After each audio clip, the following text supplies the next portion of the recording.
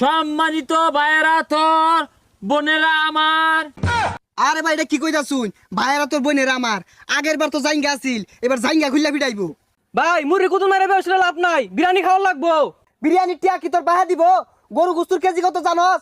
মুড়ি খাইলে খানা হলে জাগাইতে।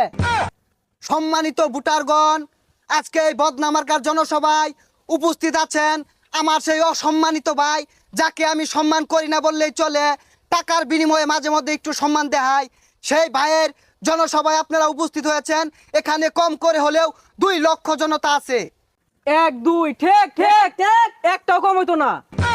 ভালা মতো গনলে এনে 2 লাখ জনতার কিছু কম পড়ার পা, এটা আমি গ্যারেন্টি দিয়ে পাইতাছি না।